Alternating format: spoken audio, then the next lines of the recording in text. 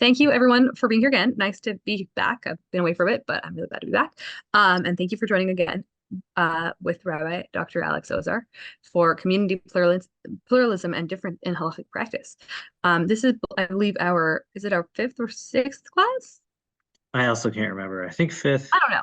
We've Yeah. been doing a lot of good learning, and we're going to continue that today. And I think everyone here has been here before, so I'm going to just repeat the really quick things, which are that I'm going to promote everyone to panelists. That will just give you the ability to turn on your camera if you so desire. You don't have to, but we don't mind. We like seeing people, but there's no pressure on you, and you can turn it on and off as you are comfortable.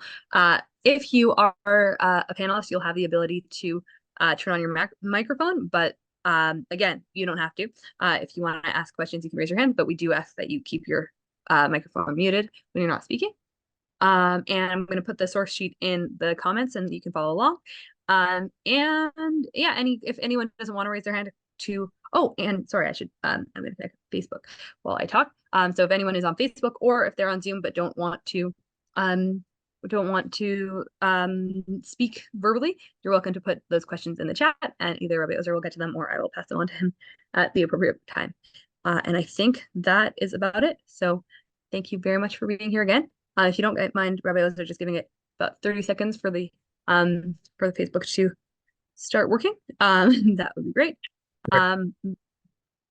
But in the meantime, All right, maybe while we do it, maybe I'm gonna start with like a review. That's probably sure. While we do that, I'm useful. gonna do the technical Great. part where I try to share my screen and get that sorted out. That's my email again. Okay, there. Great. All right, hi, tell me when we're good. You're good. Okay. Welcome back, everybody. Welcome back to Faya, and thank you all for being here. Thank you to Drisha. So we've done the dining room table, we've done the Shabbos table, we've done the shul. Now we're going to move to a different setting. A fascinating, in some ways uniquely Jewish, not completely unique, but in this particular form, it is uniquely Jewish, or at least distinctively Jewish. We're going to talk about the Eruv. I think in popular parlance, you ask a person on the street, what is the Eruv or where is the Eruv? Could you point to it? They would take you outside and point at some combination of a string running around the neighborhood and the combination of a string and often posts attached to utility poles or something else holding it up. And it's one major component of a contemporary citywide Eruv is a symbolic enclosure that involves setting up a series of what are halakhically, legally considered to be door frames around the city, usually constructed with two vertical poles. Often we use utility poles, sometimes with depending on the utility pole and depending on which rabbis you follow, you'll have a strip of some kind on the utility pole running under the wire, and the combination of the strips or the poles and the wires going over the two of them creates a door frame. You have enough door frames that are all connected in a full circle around the city. It's as if it is all fully enclosed. But that is not what the rabbis mean by an Eruv. That's not what the term means, not what the term refers to. And again, you'll have big campaigns. They'll raise money to build an Eruv, to construct an Eruv, to get the materials and to bring people in who are experts at the construction of these symbolic enclosures. And I'm dealing with this right now. We've got an issue with an area of our area, but our guy got rid of his bucket truck. We need to get a new bucket truck, or rent a bucket truck, but it's not so easy to rent a bucket truck. All these things for the Eruv symbolic enclosure. But that's not what the Eruv means. So just a little background before I tell you what it actually does mean. If you already know, great for you. I see there's something in the chat already. It's just the source sheet. So just a very quick background on what an Eruv is, actually, in the context in which it's required. So there's a prohibition on Shabbat. One of the 39 malachot is to carry either in a public domain, Exactly what qualifies as public domain is very complicated. It may require a place so public that there are 600,000 people traversing it every day, but it's like a genuinely public place, not just like a little alley somewhere. And so one who carries 4 amot, the length of about a standard forearm, about 1.5 feet. If you carry 4 amot and you carry something of significance, you violate the prohibition. Or if you carry something from one domain to another. So if I carry something from my home into a reshut haramim, a public domain, or from one home into another. And what the Eruv does, the first step, the thing you need in order to have an Eruv is that the entirety of the area in which you want to carry be rendered into a singular domicile. It's one place. And so that's what the enclosure does. So rather than it being, so if I carry something I push my child's stroller from my house out into the street, the enclosure is doing 2 things. One is it's saying, what's really confirming that the street isn't quite a full reshut harabim. It's not a fully public domain. If it were a fully public domain, we really considered it that way. You wouldn't be able to make an error, but we consider it as a sort of in-between case of the Carmelite, not important right now, but it's something in between. But by putting the enclosure around, we say it's a private domain, because private domains, this is an interesting fact about human civilization, that we don't like to live out in the open. We like to be enclosed, protects us from the elements, protects us from each other, and gives us some privacy. We got a fascinating thing about human beings that we desire, need privacy as a function of our dignity and well-being. So it's in order, these enclosure says that this entire area is a reshut hayachid. It's a private domain, and it's a singular private domain. It's all the same space, the same home, as it were. And so when I push the stroller from my house out into the street, it's now, because of this enclosure, it's all one place. But still, that's not what the Eruv fundamentally refers to. In ancient Israel, in Mishnaic times, most Jews lived in, or many Jews in Eretz Israel and its surrounding environs, lived in residential arrangements built around a chatzer, a courtyard. So everybody would have their individual houses, your individual homes by it, and the houses would be arrayed around a shared courtyard. And then the courtyards would then be arrayed in systems around mavoot, alleyways. And then there would be multiple alleyway neighborhood situations in the city. So like other halachot, like the alleyway is really the basic unit of a neighborhood, where like we have halachot about like laws of unfair competition. Like if there's already a bodega in one alleyway, you can't like go set up a competing bodega in the same alleyway. You should go to the next bodega over. But there's a parallel to what I'm about to say with regard to the mavoi, the alleyway. But the most basic case is the chatzer. So let's say there's 7 families living in homes around the shared courtyard. On Shabbat, we all want to be able to go out. We want to be able to eat. It's a beautiful day. It's been beautiful here in New Haven the last couple of days. So we want to be able to go have Shabbos lunch in the courtyard on the picnic table. In order to have Shabbos lunch at the picnic table, we all need to be able to carry food from our kitchens out into the shared courtyard. The problem is, and we want our kids to be able to play and be able to bring their toys out and run around, and we want my kids to be able to play with your kids' toys. And so we need it to be the case that people can carry from their individual homes into the shared courtyard. The problem is, fundamentally, legally speaking, these are distinct domains. They're all private in a strong sense, because even the middle one is shared. It's not public. It's still closed. You can have a gate on it. So it's not open to the public, but it is shared. It's not merely private. It's not just mine. So when I carry from my house out of the courtyard, I would be violating, and so we require an eruv. We don't, and here eruv obviously doesn't mean we need to build an enclosure, because it's already an internal courtyard. We're not building anything. But the eruv is a collection of food. And in the basic case, the way it was practiced in the times of the Mishnah, you would go around to each family on every Friday afternoon. Somebody would be in charge. They would collect an item of food. This became the debate about exactly what kinds of food qualify. The tradition came to be used bread. Everybody would collect a piece of bread. Maybe either everybody would make a loaf of bread, or everybody would contribute flour to bake a loaf of bread. And then there would be designated, it would be kept in somebody's home. You would have a shared meal. So community, and that shared meal represented the fact, symbolically expressed, the fact that this courtyard neighborhood is now a single domicile. It's even stronger. It's a community, it's a neighborhood, and now it's a family. Because that's again the basic mark of a family is that they eat dinner together. So just look right here in the Shulchan Aruch, I just gave you the basic case. You have a courtyard where you have multiple homes opened into it.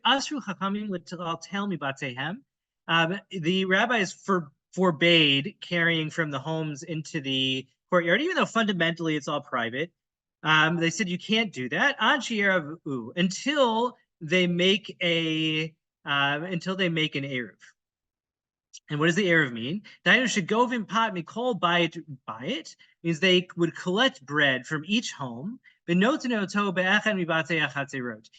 they would put it in one of the homes. And this is the formulation that by way of doing so, by collecting the bread, we see it as if they're living in one home. And so it's as now as if this courtyard belongs to the single home. So it's a really powerful, incredibly beautiful vision of what it means to be a vision of neighborliness, of being in this kind of residential community. But it is interesting. There's no thought of doing this during the week. It's understood on a Monday or Tuesday or Wednesday, everyone's going about their individual business. I'll be honest, I don't know my neighbors here in New Haven, partly because they're transient, they're grad students who are in and out. But the fact of the matter is, we never see them. We come in our house, they're like, I know my one neighbor a little bit, but very little. We just don't have that much. We very rarely naturally interact. Everyone's busy doing their own thing. But the Mishnah has this really beautiful impulse that one day a week, and on Shabbat, when we are devoted to higher spiritual purposes, we ought to. It's not just like it's not just a license. This is a good thing to do. To with intentionality form this deeply intimate family-like collectivity, where we say we're not just people living next to each other, but we all form one unit, we form one family. We're going to do that through an intentional ritual. We're going to declare that we are all here together. And Shabbos in general, there's there's through the restrictions. There are restrictions in space. You can't walk beyond the limits of your city. Things can't come from outside the city into you. There are things, if they're muktzah, there are things that aren't designated for use. They're outside of the Shabbat universe. You can't pick them up. Shabbos fixes our universe in place, and so if you approach it positively, we get the opportunity to craft a universe and to say, this is for one day when we're going to live our highest ideals. This is, and concentrate on what matters most.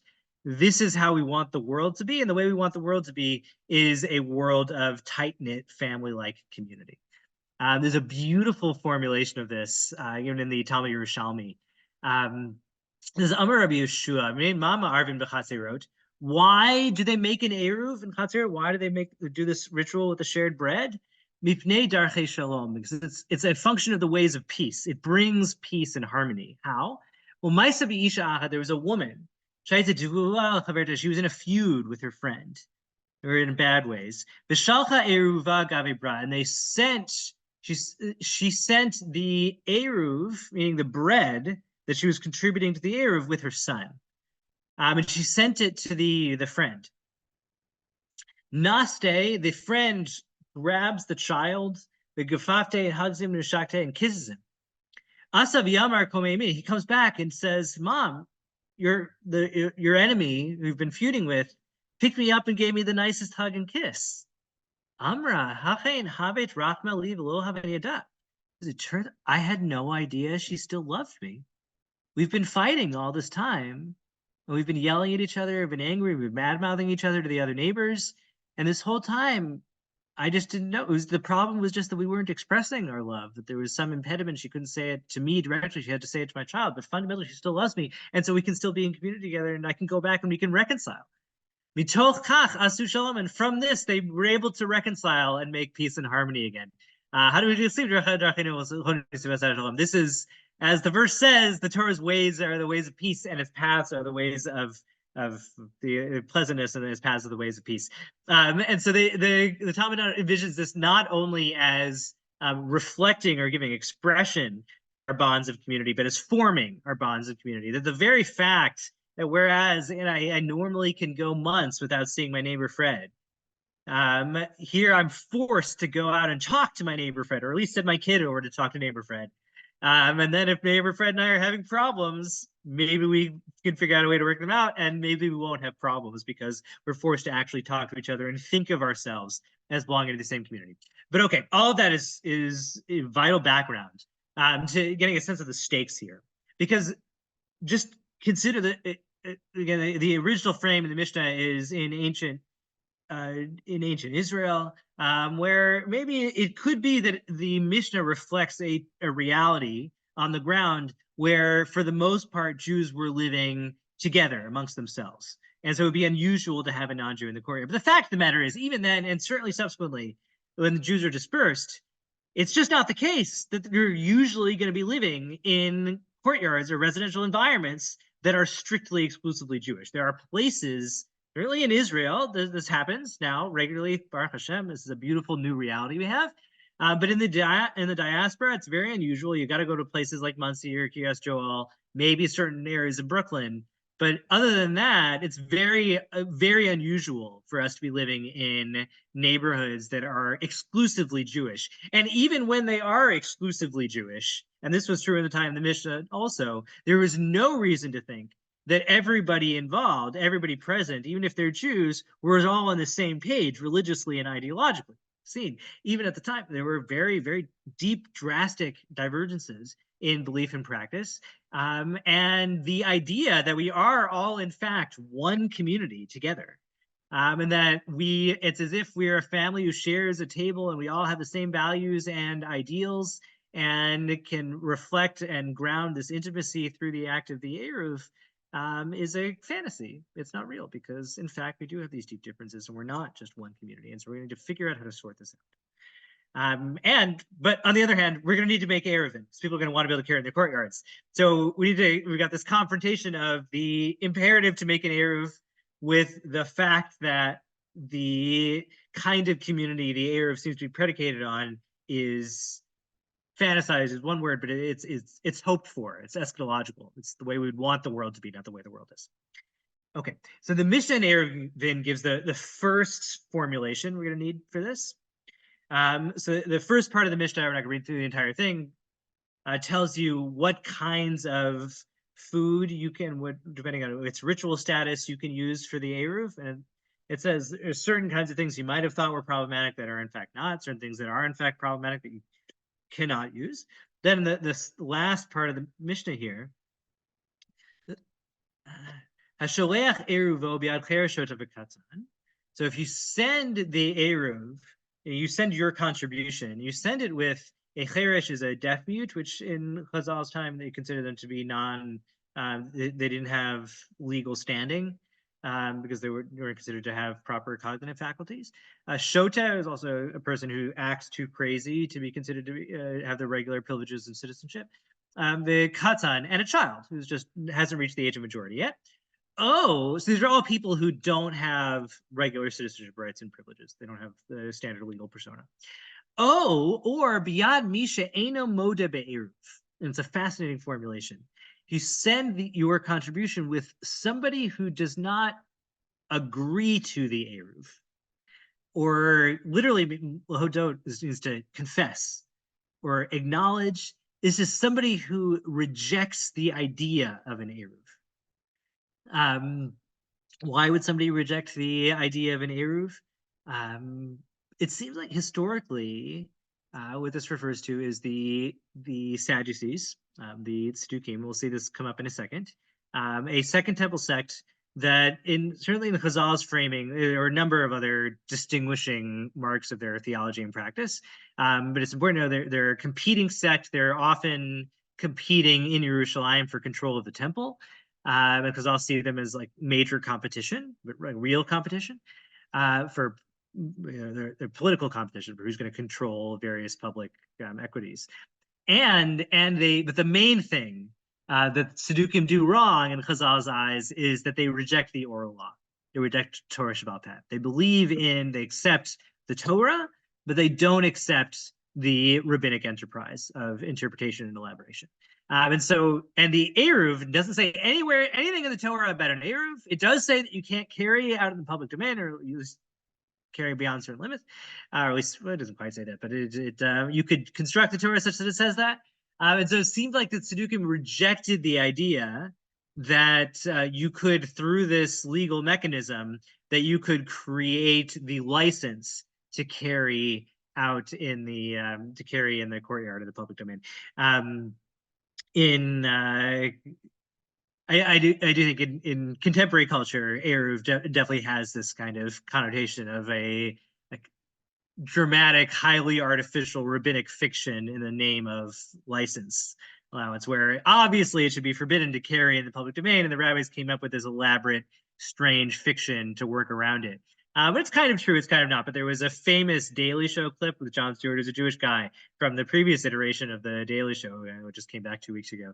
But the guy was because there was a major Eruv controversy, I think, at the Hamptons. People were trying to stop an Eruv from being built because they knew the effects it would have on the communal demographics. It was deeply anti-Semitic, but they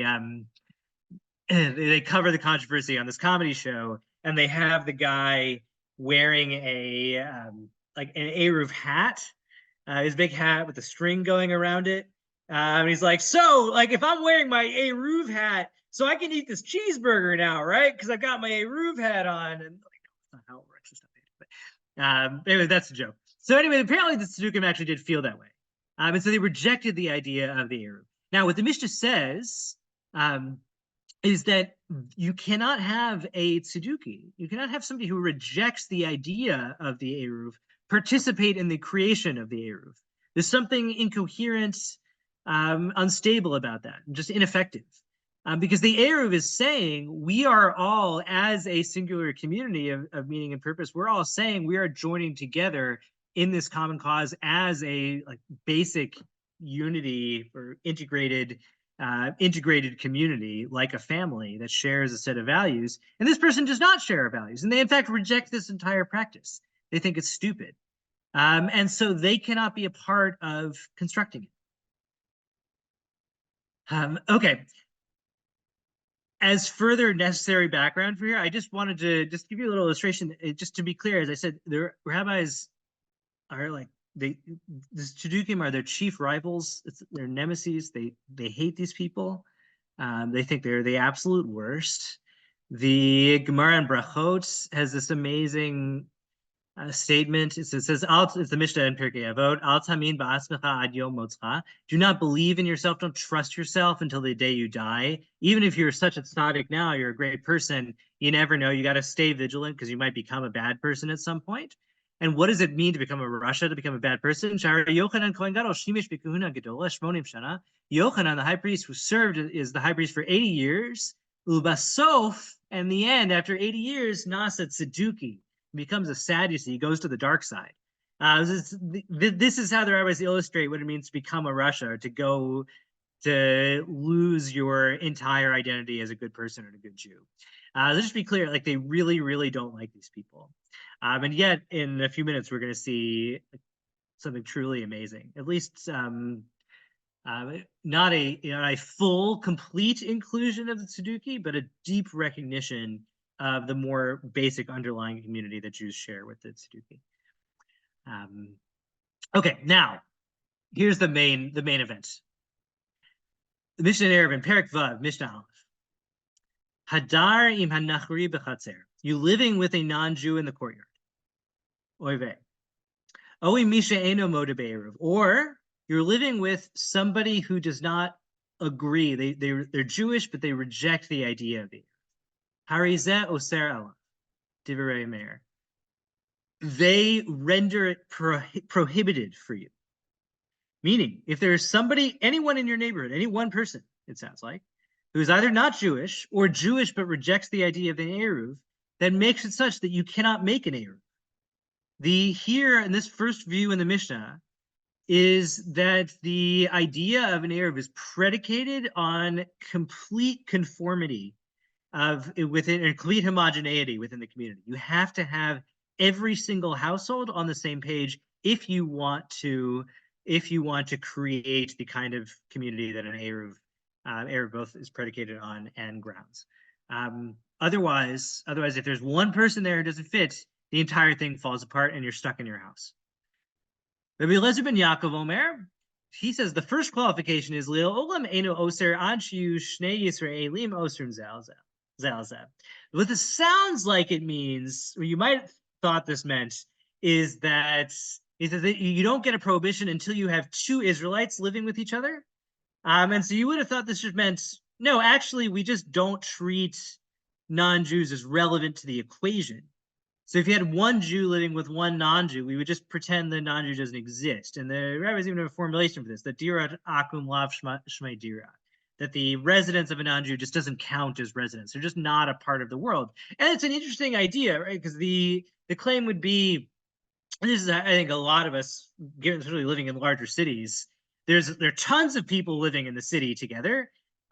Most of them are not candidates for community for you. For some of us, it'll like only be the Jews who are candidates for community, or it'll be people who fit a certain demographic or of a certain set of interests. Maybe like the only real candidates for community for you are people who are into knitting, and so you'll get really into the knitting community, but everyone else just doesn't count. And so here, the non-Jew is not a candidate for community at all. So they simply don't count. Then the question is, well, there are Jews there. The Jews are candidates for community. They could be a part of your community. Then if they reject your values, then you have a problem.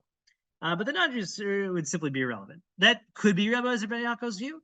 But what the way the Gemara reads this is actually that a non-Jew causes a problem for an Eruv only if there are two Jews living there. Meaning only if you have at least three parties, two Jewish households and one non-Jewish household. But if you only have one Jewish household and one non-Jewish household, that is such a strange, inconceivable case that you would have a Jew willing to live on their own with a non-Jew, despite because they think non-Jews, ancient pagans, are terrifying. They're likely to kill you just out of nowhere, and they're totally violent and unpoliced and uncivilized. So wouldn't be safe. You wouldn't do it. And they're worried about the influence on your children. So nobody would ever live in a community with just with just themselves and one non-Jew. And so the rabbis just think that case wasn't even addressed. It wasn't included in the legislation because it was so crazy. And if you're so crazy and you do it, fine. We're not even going to deal with it. But if you have multiple Jewish households, and one non-Jewish household, that causes the next Mishnah, sometimes included, is the same Mishnah. Amar Rabban Gamliel, Ma'aseh b'tzduki echad. So here, and actually I'm just going to interpolate here. The Gemara reads this as also, they add a clause here. They say, actually, no, there's another view that the tzeduki is like a non-Jew, or you could go, it's like a non-Jew.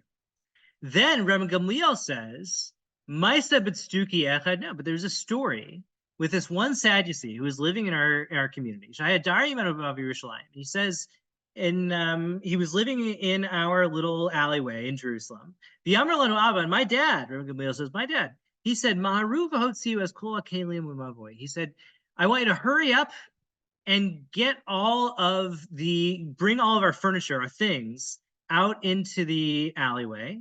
Ad shelo yotzi v'yasor alef. Until the other guy, until the non-Jew brings the stuff out, brings his stuff out into the alleyway and claims it. So this I should have explained earlier. So the rabbis have this legal mechanism that you can use in the case of a Jewish neighbor who's not a Moda Be'eruv. They don't agree with the Eruv, so they can't participate in the Eruv construction. What they can do, the privilege they have as a just Jewish neighbor, is that they can do what's called bittul reshut. They can just say, they can forgive their rights in the courtyard, maybe even forgive the rights to their own home. They can say, look, I don't care about this at all. You guys you've got this weird obsession, or I don't think it's valid. But I get that you guys do. I want to help you guys out. So what I'll do is I'll just say, look, you guys take the courtyard for Shabbos. It's yours. I'm just going to renounce my rights. And since he renounces his rights, so the Jews can use the courtyard and do whatever they want. The remaining Jews who believe in the Eruv can make the Eruv, and the Sadducee who rejects it can just do his own thing in his house because he's not going to leave his house with the stuff anyway. But yeah, a non-Jew can't do that. For a non-Jew, the only way you can make an Eruv is if you actually rent his rights in the courtyard. So there needs to be a transfer of money, and you say there's a debate about exactly what the terms are, but you say I hereby am renting your rights to the courtyard from you, and I'm giving you $1. So we actually do this. Any community, city-wide Eruv you've ever been a part of, we do this usually with the fire chief, or the police chief, sometimes the mayor. But it's ceremonial, but it's meant to be real. You go to somebody who has the right of entry into everybody's home, like the fire chief is the best way, or in theory, the mayor, if you believe in a certain kind of eminent domain. And you go, you hand him $1, and you write up a contract that says we're going to hereby renting the entirety of the city within the bounds of the Eruv for the next 100 years or 20 years or whatever it is. And you go ahead and do it. So that's what you do for a non-Jew. But if you have a Jewish person, all they need to do is say, look, it's fine. You can have the courtyard. So Rabbi Gamliel says, we were living in the court or in the alleyway with this Tzeduki, and Dad said it was going to be late on Friday afternoon. And Dad said, go take your stuff out into the courtyard before he does, because even though he's agreed to let us have the courtyard for Shabbos, we don't want him to forget.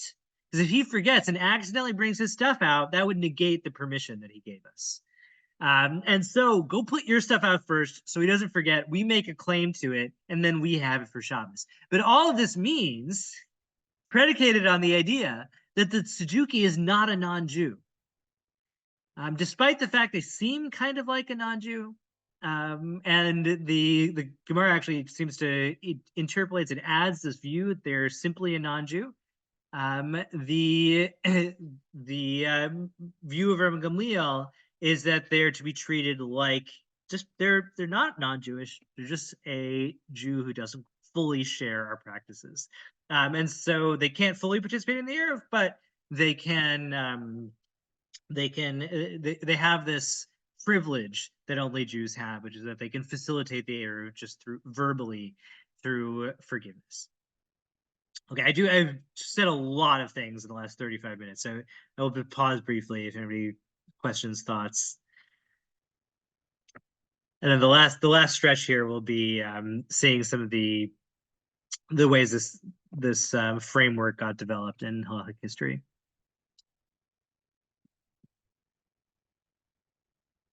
Okay. I had a quick. Please, Rachel. So whenever it says She'ena Modeh Be'eruv, that's someone who's effectively Shabbos observant, but doesn't believe in the efficacy of the Eruv. That's a really good question. So I think historically, the main category would be somebody who's basically Shabbat observance, at least in a certain strong way, but they reject the practice of the Eruv. But the category also clearly would include people who violate Shabbat in other ways, and it could easily include people who violate Shabbat regularly. We're coming up to a fuller, more principled distinction between these categories. So we're going to get an explicit distinction between what we're going to wind up calling the Machal Shabbat, the Shabbat violator, and the Eino Modeh Be'eruv, or the Tzeduki, who's a sectarian. But thank you. Yeah, thanks. Really important. Okay, so the Gemara in Eruvin, commenting on this Mishnah. So at first it plays with a couple different the formulations. Is the instruction of Rabbi Gamliel's father tells them to bring your stuff out into the courtyard in order to lay claim to it such that the Saduki does not themselves lay claim to, which means that the Saduki could merely forgive their rights over the courtyard because they're fundamentally Jewish? Or does it mean, is the formulation that ad shelo yotzi hayom? He's saying, no, anything you need to do in the courtyard, do right now before dark, because once we hit nightfall, you'll no longer be able to bring stuff out of the courtyard because this person is a non-Jew, and just because on account of the fact that they're a Sadducee, they're treated like a non-Jew, and thus they render it prohibited to carry in the courtyard unless you would actually rent the property from them. So there's different traditions about exactly what was said, and then the Gemara says, well, maybe these two different formulations, two different traditions are reflecting just two different cases. Khan, in one case, it's a mumar lechalal shabbatot b'tzina. In one case, we're talking about somebody who violates Shabbos privately. Khan b'mumar lechalal shabbatot b'farhesia. Here, we're talking about somebody who violates Shabbat publicly. This may be like the most important single strand in Halakhic literature on how we relate to Halakhic deviants, people who are not following communal standards. There may be other lines that would compete with it, but this is one of the main reasons I wanted to do this particular sugya, this set of passages, this topic, is because this is where this distinction emerges. It's one thing if you violate Shabbos. Everybody knows you violate Shabbos. Maybe even you tell people you do, but you do it quietly. You do it in your house. Fine. In that case, you're at best an Eino Moda Be'eruv. You're somebody who doesn't believe in Eruvin because you don't believe in Shabbos. And here they're rolling those cases together. It's just you don't believe in at least the standard and Chazal's construction of what Shabbos is. But you do it at home, and you wouldn't do it in the street because you know that all the other people in your community and your neighborhood, they care deeply about Shabbos, and they care deeply about Chazal's construction of Shabbos.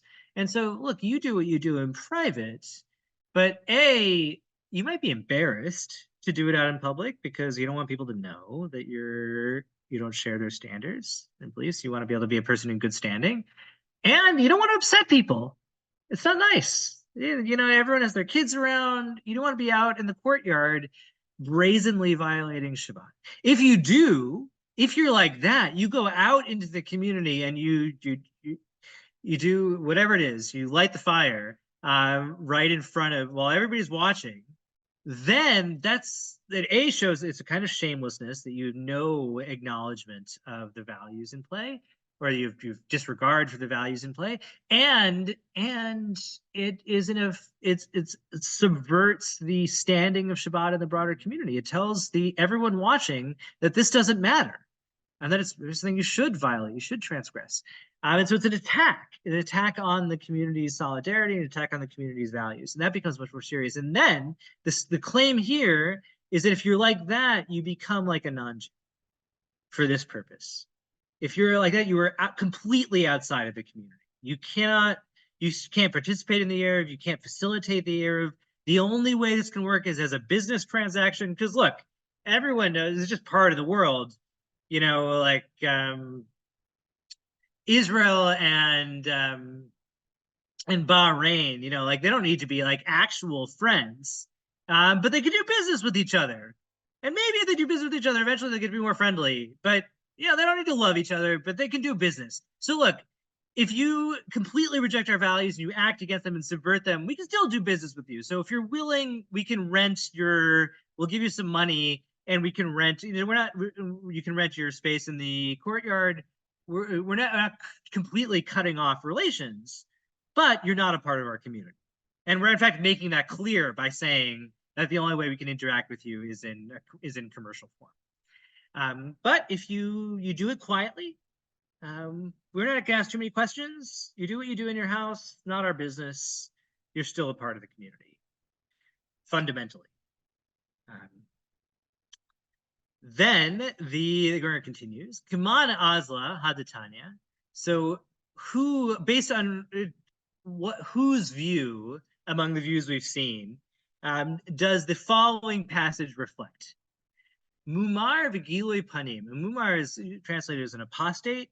Literally, hamir is to exchange. So somebody who's exchanged the true religion for the bad one, or a bad one. V'gilui panim. And gilui panim literally means a person of revealed face. But it means somebody who's brazen, who's sticking their face out forcefully and telling others, they're not hiding who they are, and who they are is offensive. Harizeh enu mevatel reshut. So they don't have this privilege of merely forgiving their standing in the courtyard. They can only facilitate the eruv by selling. They're selling their rights.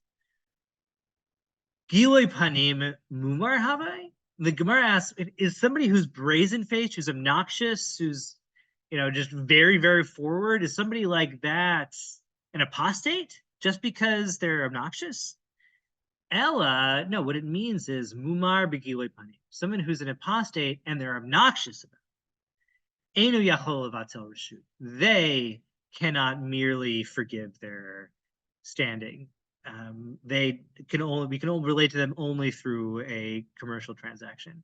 Kaman Rabbi Yehuda. And this follows the view in Rabbi Yehuda that we saw in the Mishnah, that the Tzeduki, the Einamoda Be'eruv, who again they're a transgressor. They're part of the Chazal hate the Sadducees. They're the absolute worst. They're their nemesis.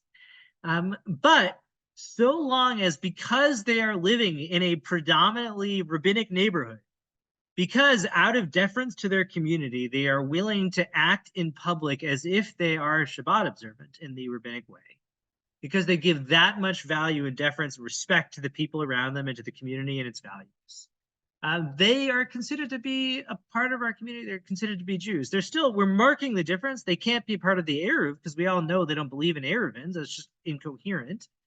But they're not non-Jews, and we can still relate to them with a kind of connection and love. So we'll see it. Then we get a amazing passage. Actually, I forget what the object is, the translation of Chumratad Medusha, but somebody who walks out into the street with some object he's carrying. Somebody wants to look it up. Great. Kaven dechazi Rabbi Yehuda Nasiya, and then he's carrying this object. He sees Rabbi Yehuda Nasi, the great rabbi and leader of the generation. Kasya, and so he hides the object.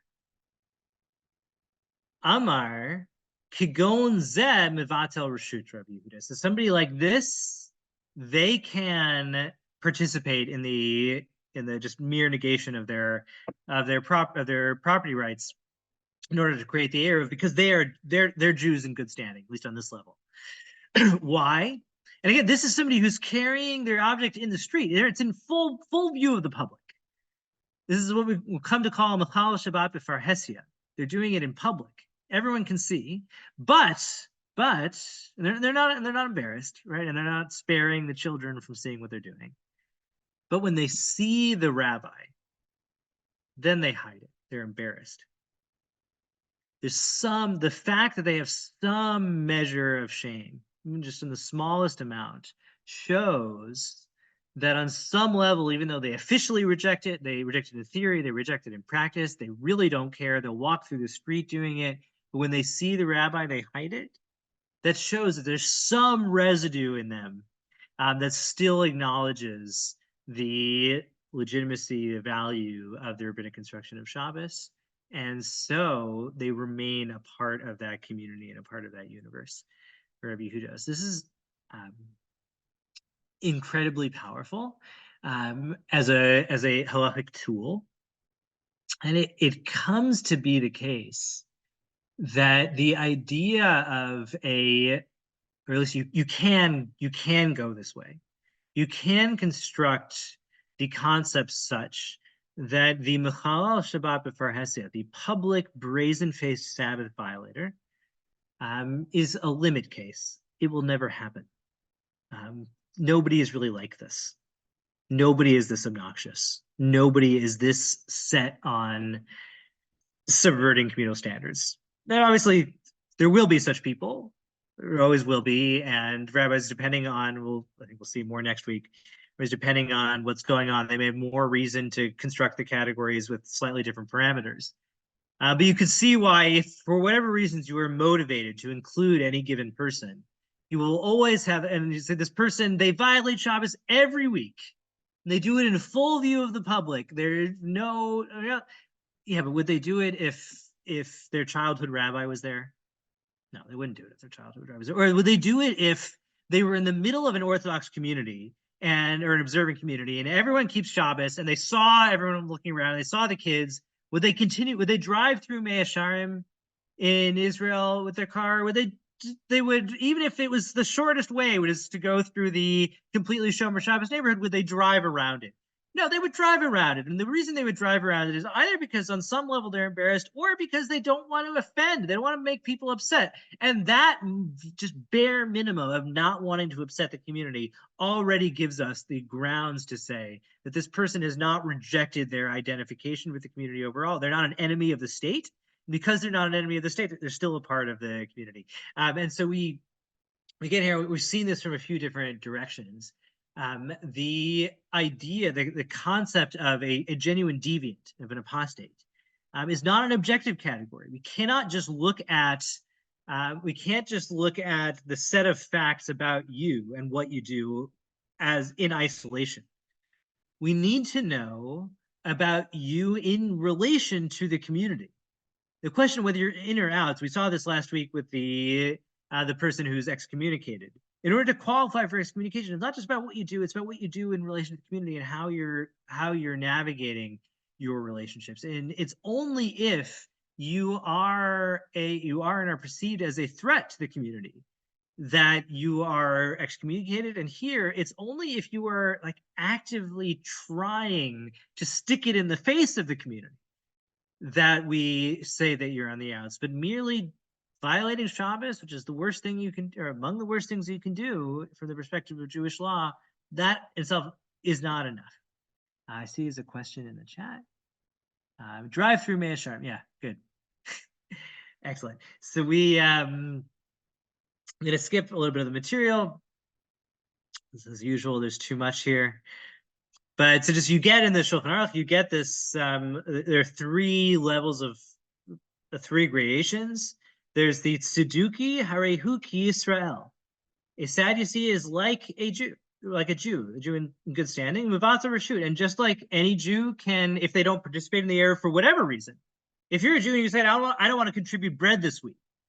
So all you have to do is just say, well, I forgive my rights to the courtyard, and then everyone's good to go. So same thing with the Sadducee. The Sadducee is just saying, look, I don't believe in this Erev thing, so I don't want to contribute bread. Fine. All they need to do is say, just use my rights in the courtyard, no problem. Tzeduki Harehu Ki Yisrael. Kuti is a Sumerian. The rabbis think there's some debate about this in Chazal, but the basic idea is that they're not Jewish. They're simply not Jewish. They're just actually genealogically not Jewish. They don't count. Then there's the Yisrael Mumar Lavodat Elilim Olachal Shabbatot Parhesia. So here we say, if you violate Shabbat and you do it publicly, even if you only violate something rabbinic, that's not the biggest deal. And so here it's stressed to say it's not about the objective gravity of the sin, it's about the way you do it. If you do it in a way that's an affront to the public, so then you're like a non-Jew. But if you do it privately, even if you do something more severe, you're still like a regular Jew. Now, there's a question. This came up sort of in Rachel's question earlier. Now, the Tzeduki will de facto, just even if they're from Sadducee, but from Chazal's perspective, there are going to be things that they wind up doing that are going to be in violation of Shabbos on the rabbinic view. It appears in the Beis Yosef and Yosef Cairo, and here I just brought it in the Magen Avraham commentary in the Shulchan Aruch. So he says, wait, hold on. We've said there's two categories. There's the Sadducee and there's the Mechal Shabbat B'fer Hesia, the person who violates Shabbos publicly. And we said the Sadducee is in the community and the Shabbat violator is not. But hold on, isn't the Sadducee also in Mechal Shabbat? And here is the radical move. Mikol makom, yes, they will certainly be, they are Shabbat violators, and they'll do it publicly. So why don't they qualify as apostates? Anusimheim. They are coerced. Why are they coerced? It's not up to them. It's not their choice whether to violate Shabbos. Well, it is their choice. So what does this mean? Deminhag avoseim biadeim. They are merely following the practices of their fathers. Right? And Jews think this is a good thing to do. Jews think you should respect your parents and you should adhere to their values and you should seek to realize your parents' visions for you and you should uphold their traditions. And if you're born into a Sadducee household, then this basic religious logic says that you ought to grow up and be a good Sadducee. And if the Sadducees practice Shabbos differently than the way the rabbis practice Shabbos, it's just going to be the way it is. And there's a strong sense in which I gave a kind of positive value spin to it. But just if you grow up in a Sadducee home, it's not reasonable for us to expect that you're going to practice Judaism the way Chazal do, because you don't have that education. You were told a different set of facts. And you have no reason to question your parents and your teachers, right? They all told you the way to be frum, the way to be a good Jew is to be a Sadducee. And the rabbis, they have it all wrong. They're terrible. They're awful. They're the worst.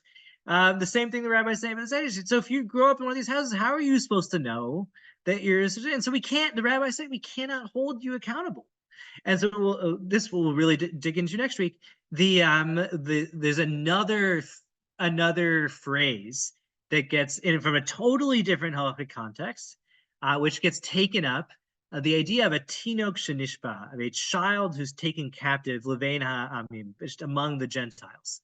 So somebody who's abducted and raised among the Gentiles, and they have no way to ever find out about Shabbos or any other aspects of Yiddishkeit. They're just going to be raised by Gentiles. And so you can't blame somebody or hold them accountable for sinning if they never had any chance to know what a sin was or why they're bad. I mean, even if they do find out about the information, they find out they come across one of those like 39 Malachos books, but they have no reason to think or believe that it's binding on them. And so here I'm going to leave the rest of the material for now. We'll do it next week. But so we said already, we have this idea that in order to qualify as a genuine apostate, somebody who's outside of the community, you need to be, you need to not just be sinning, and not just sinning with something that is high gravity, but sinning in a manner which is a public affront to the community, which directly, actively, intentionally subverts the community's values, which is meant to offend, meant to upset, meant to hurt. And if you're not doing that, you're doing it privately, or you're just doing it without regard, then you're good to go. And here, the story is so good. I'm going to use my last 2 minutes here to tell it. I've heard this attributed to the Meshech Chochmah, a figure in the 19th century. So he was trying to articulate what the definition of a Mechal Shabbat B'far Hesia is, somebody who is doing it in public. And we saw the statement in the Gemara that as somebody who was carrying something in a public domain and then they hid it when they saw the rabbi, they tried to hide the fact they were carrying it. They don't qualify because they had this minimal sense of shame. So the story is that this great rabbi in 19th century Europe is out in the street on Shabbat. And there's a guy, a Jewish kid, walking with his girlfriend on Shabbos. He's smoking a cigarette. Or maybe he sees the rabbi and he takes the cigarette out and he lights it. And then he walks up to the rabbi, great rabbi of the town, everybody knows him, and he puts the cigarette butt out on the rabbi's jacket. So this is like, you think, well, okay, well, that's the picture, that's the paradigm of the Mechal Shabbat B'far Hesia. They're wanting to stick it to the rabbi in as clear a way as possible. And whereas the idea in the Gemara was that he hides from the rabbi, here he has no shame at all, is the opposite of shame. He's trying to show that the rabbi is worthless in his eyes. But so the students say, well, is that a Mechal Shabbat B'far Hesia? And he says, no. You know why not? They said, what, Rabbi? Why, Rabbi? Why is he not considered an apostate? Well, he was only doing it to impress his girlfriend. It's an amazing story, right? It had to like express genuine demonic transgressive conviction, and that will never actually happen. But not only that, and obviously, again, that view is not universal. You will get rabbis who think that people who are just publicly sinning qualify. But not only that, but we've seen already, we're starting to see this distinction between people who sin as a matter of individual personal decision. I have chosen that I want to stick it to the rabbis and stick it to my community, and so I'm going to become a Shabbat violator and go out into the street and do it. And somebody who's raised that way, or somebody who belongs to a community which just simply does not believe that this is how you practice Shabbat, that this is necessary. You were raised believing that these things are not mandatory. And if you're raised believing these things are mandatory, or maybe you're even raised believing these things are silly or ridiculous. And so we can't possibly expect that you're gonna then turn around and honor. We might hope that you will. It would be amazing if you did. We might try to reach you and bring you in and give you a good Shabbos experience, invite you to dinner and show you how beautiful it is so that you'll come to see and love and know Judaism as we know it. But the fact that you don't yet, doesn't mean that you're a bad person. It doesn't mean you're a non-Jew. It doesn't mean you're an apostate. You're just practicing Judaism differently. And so, yeah, you're not going to be a part of the Arab because you don't believe in Arab. It's ridiculous, but you're not going to be a non-Jew. You're going to be a part of the community just like any other Jew. And our relationship to you is going to be as a potential, as a candidate for our intimate neighborhood, family, community. We're going to try to bring you in. We're certainly not going to try to push you out. So we're going to stop here. Next week, we're going to do a deep dive on the Tinok Shanishba formulation, the child who's abducted. Sounds almost no true Scotsman. Yeah, and I'm pushing this to the extreme deliberately. And I think Chazal are doing this very deliberately. I said, like, it's important. It seems to be necessary that this kind of category be on the books. We need to be able to formulate the idea of somebody who is an apostate, somebody who rejects our values. We need to have that arrow in our quiver. We might need to use it sometime. There might be somebody who's so threatening to our communal solidarity that we need to be able to say they're out. And so we need the vocabulary to do that. But we're also going to want it to be the case that in any given case, we're going to want to be able to not do that because we know this person. It's our neighbor, it's our friend, it's our family member. And we don't want to exclude them. We don't want to treat them like non-Jews. We don't want to say that they're out of the community. And so Chazal are wanting to have it both ways, where this category exists, it's on the books, but they construct it in such a way such that they'll always have a way out, which is pretty amazing. There's more to say here. I'll do more next week. Thank you all so much. Have a great night. Thank you so much, Rabbi. Just keep my camera off because I've been having some connectivity issues, and hopefully this way you'll be able to hear me. But do you want to just take a moment and get there any remaining questions before I just finish this off?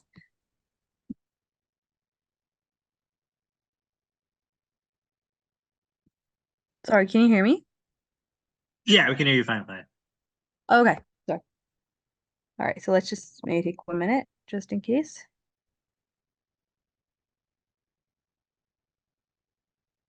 Okay, if there are any questions, just interrupt me, but sorry. For a second. No, but thank you so much, Rabbi Ozar. It's so great to be back. And thank you so much for this class. And thank you to everyone who joined us.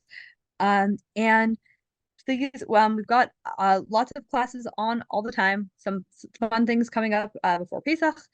This week we've got Mishnah in depth with we're starting doing Masachet Nedarim now with Rabbi Silber. Previously it was Ketubot, and this is going to be a sort of continuation, Sundays at 1 p.m. As well as a bunch of other classes. And you can find out about all of those at 5784.drisha.org. And once again, thank you so much for joining us, and looking forward to learning again with you soon. Have a wonderful night.